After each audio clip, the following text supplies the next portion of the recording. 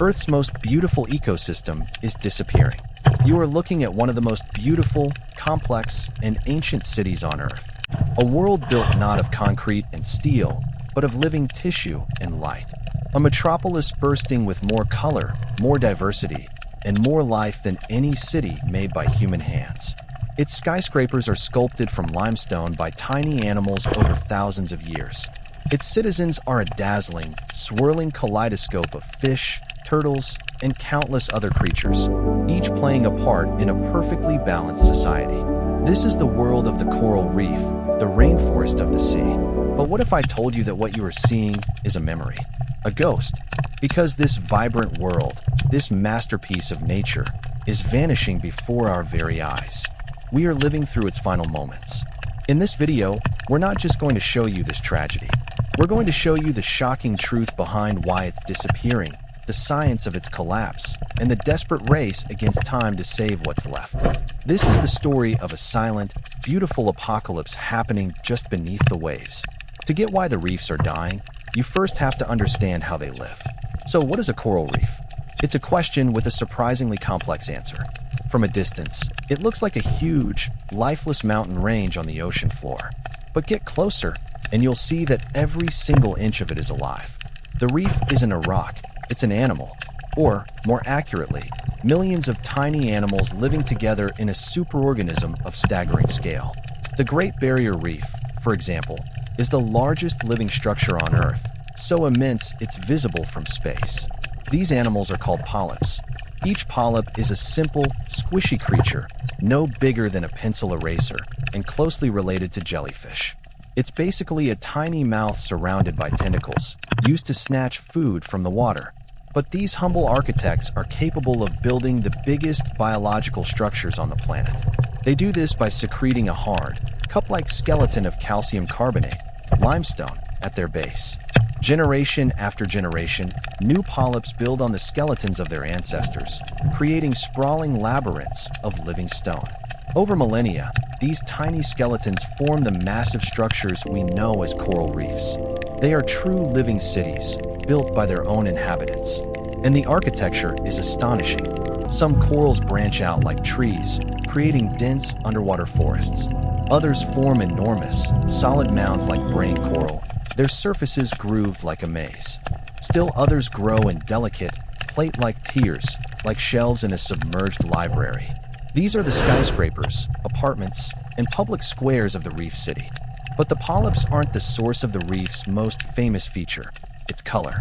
The breathtaking spectrum of neon pinks, electric blues, and fiery oranges comes from an extraordinary partnership. Living inside the tissues of each coral polyp are millions of microscopic, single-celled algae called zooxanthellae. This is one of nature's most incredible examples of symbiosis. The coral gives the algae a safe home and its waste products, like carbon dioxide. In return, the algae act like tiny solar-powered kitchens. They use sunlight to turn that waste into oxygen and energy-rich sugars, producing up to 90% of the coral's food. They are the power plants, farms, and life support system of the reef city, all in one. And as a spectacular byproduct, they gift the coral its vibrant color. The beauty of the reef isn't just for show. It's the visual proof of a perfectly working alliance. This city is teeming with citizens. While coral reefs cover less than 1% of the ocean floor, they support an astonishing 25% of all marine species. It's one of the most biodiverse ecosystems in the entire ocean. Thousands of species of fish find food and shelter in its corridors. Crabs and shrimp scuttle through hidden alleyways. Sea turtles rest on its ledges, and eels hunt from its crevices. Everyone has a job. The parrotfish grazes on algae, keeping the reef clean for new corals. The cleaner wrasse runs tiny cleaning stations, where bigger fish line up to have parasites picked off. It's a perfectly balanced society that has thrived for hundreds of millions of years. This isn't just an ecosystem, it's an ancient civilization, and we are witnessing its fall. For an ecosystem that has survived ice ages and shifting continents, the end begins not with a bang, but with a quiet fading of color. It starts almost invisibly. A patch of coral that was once brilliant fuchsia starts to look pale. A vibrant yellow branch appears washed out. This is the first symptom of a planetary sickness, a fever that is sweeping through our oceans. It has a deceptively gentle name: coral bleaching. Coral bleaching isn't a disease, it's a stress response. And the main stressor is heat. Corals are incredibly sensitive, evolved to live within a very narrow temperature range. When ocean temperatures rise, even by just 1 or 2 degrees Celsius above the normal summer peak, and stay there for a few weeks, that delicate partnership between the coral and its algae breaks down.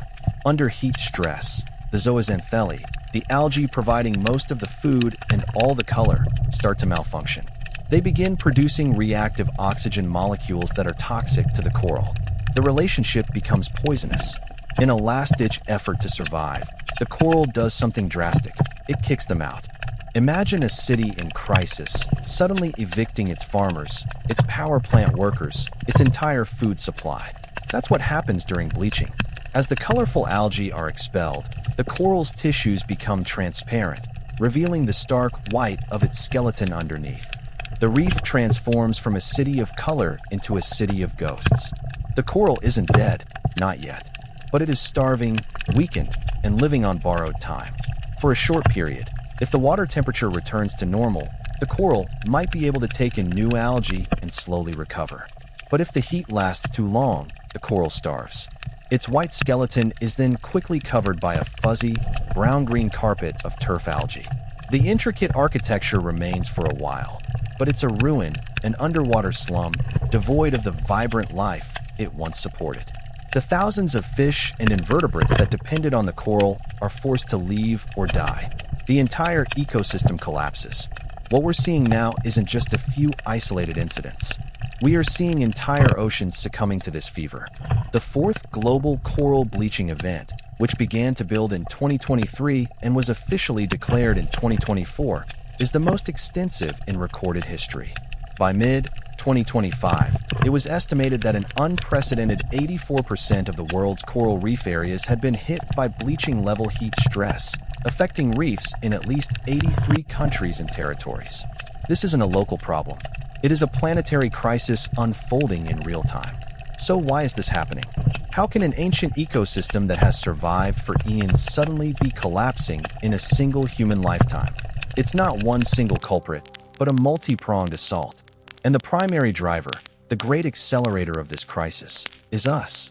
The main villain is climate change, and its weapon is heat. For over a century, burning fossil fuels, deforestation, and industrial agriculture have pumped massive quantities of greenhouse gases into the atmosphere. These gases act like a blanket, trapping heat, and the ocean has been our planet's great buffer.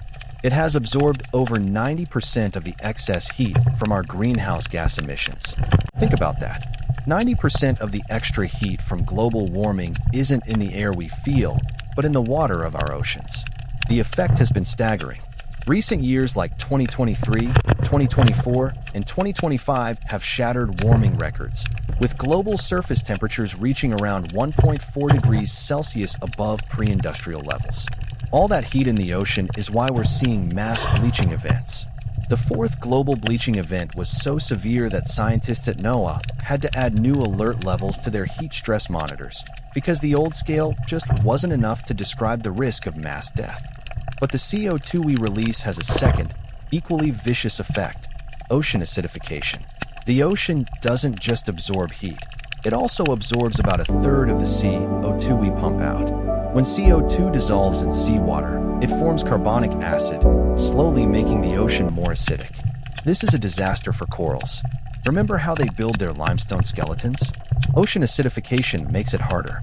As the water becomes more acidic, the carbonate ions that corals need to build those skeletons become scarcer. It's like trying to build a house when the price of bricks is skyrocketing and the bricks themselves are starting to crumble. Studies of key reef-building corals on the Great Barrier Reef showed their rate of calcification has declined by about 14% since 1990, an unprecedented drop in the last 400 years.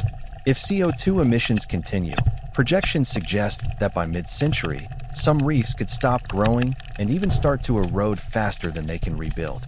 This global one-two punch of warming and acidification is made even worse by a barrage of local attacks. These are the stressors that weaken reefs, making them less able to recover. First, there's pollution. Runoff from farms carries fertilizers that trigger algae blooms, which can smother corals.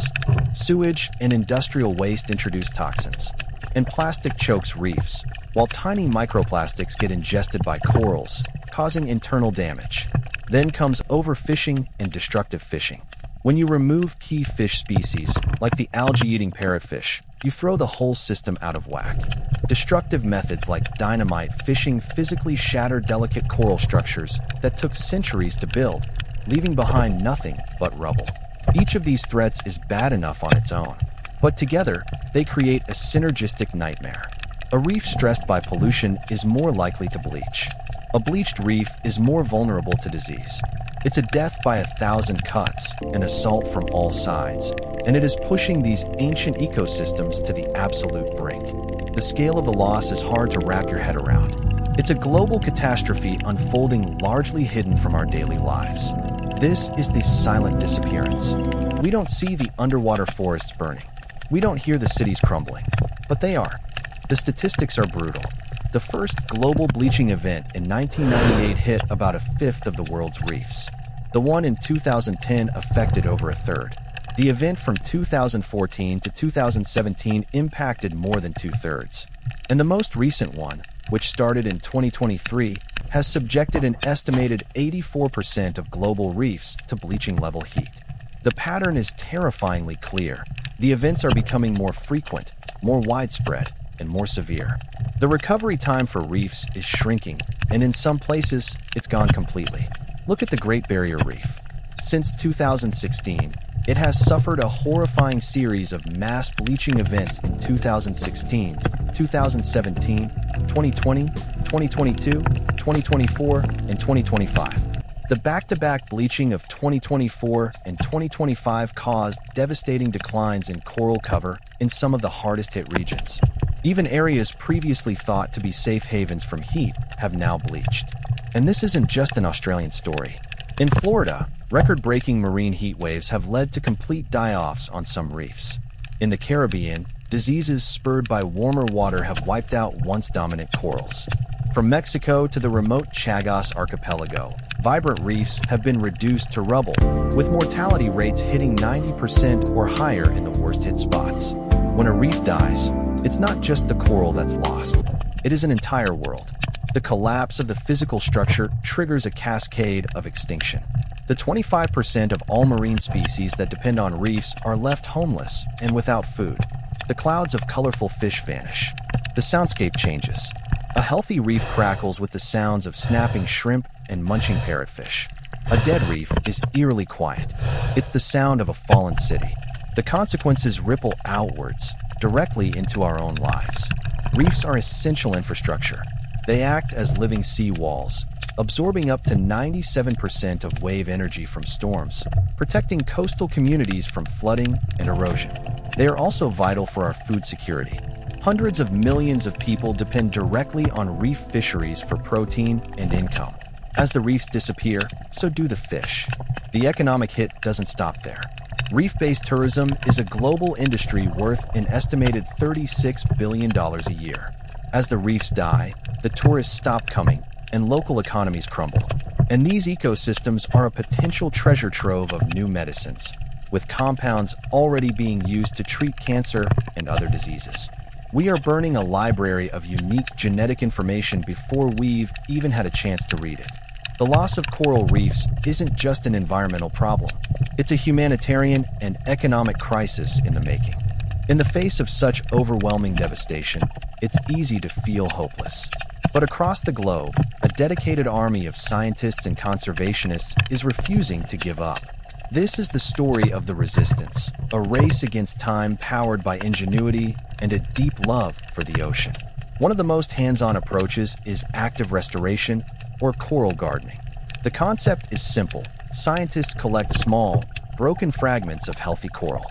These fragments are taken to underwater nurseries. Think of them as underwater farms, where they can grow safely. Once they're large enough, they are transplanted back onto degraded reefs. To speed things up, scientists developed a technique called microfragmentation. They discovered that if you cut a slow-growing boulder coral into tiny pieces, its healing response goes into overdrive. These small fragments can grow up to 50 times faster than they would in the wild. This lets restoration teams grow huge coral heads in just a few years instead of decades. Another frontier of innovation is coral IVF. During mass spawning events, teams collect some of the eggs and sperm released by corals. They bring it back to labs where they can maximize fertilization rates, raising millions of baby coral larvae. When the larvae are ready to settle, they are released onto damaged reefs, dramatically increasing the chances of repopulation. But restoration isn't a silver bullet if the oceans keep warming. So another group of scientists is focused on helping corals adapt. This field is called assisted evolution. Researchers are actively searching for supercorals, individual colonies that have naturally survived bleaching events. By studying their genetics, they hope to breed these resilient corals, propagating their heat-tolerant genes throughout the reef population. It's evolution in the fast lane, guided by us. Technology is also playing a huge role.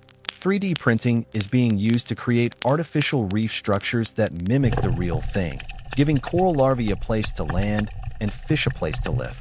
Autonomous underwater robots, like the Ranger bot on the Great Barrier Reef, are being deployed to monitor reef health and even take out coral predators like the crown-of-thorns starfish.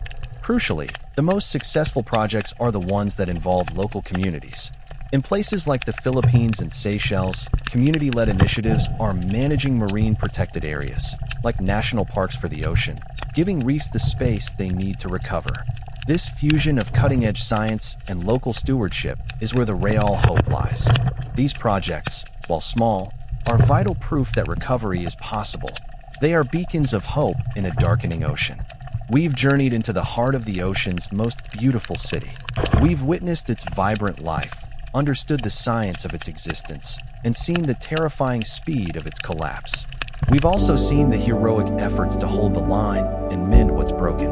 And now, we're left with a choice. The glimmers of hope, the coral gardens, the supercorals, the 3D printed reefs are inspiring. But the scientists on the front lines are the first to tell you that these are local fixes. They are trying to save the patient on the operating table while the building is on fire. Restoration can't work in the long run if we don't put out the fire. And that fire is global climate change. The ultimate fate of coral reefs won't be decided in underwater nurseries or genetics labs. It will be decided in our energy policies, our consumption habits, and our voting booths. The single most important thing we can do to save coral reefs is to drastically and rapidly reduce greenhouse gas emissions. This is the root cause. This is the fight that matters most. That can feel overwhelming, but individual actions, multiplied by millions, create the pressure that drives systemic change. Reducing your carbon footprint isn't just about the abstract climate. It's about saving the entire foundation of our marine world. While we fight that global battle, we can also support the soldiers on the ground. You can make a difference by supporting organizations dedicated to reef conservation and restoration. Find groups like the Coral Restoration Foundation, the Reef World Foundation, or the Great Barrier Reef Foundation. A donation, no matter how small, can help plant a coral or fund crucial research. And finally, use your voice. The greatest ally of this crisis has been its silence. Because it happens out of sight, it doesn't get the attention it deserves. You can change that. Share this video. Talk to your friends and family about what you've learned. The more people who understand what's at stake, the greater the pressure for action. We are at a turning point. One path leads to a future of silent, barren underwater deserts, where the vibrant cities we've seen exist only in old documentaries. The other path offers a chance, a slim but real chance, for recovery. A future where our children can still witness the magic of a living coral reef. The reef is a symbol of both our planet's profound beauty and its frightening fragility. Its fate is a reflection of our own. The choice of which path to take is ours, and the time to choose is now.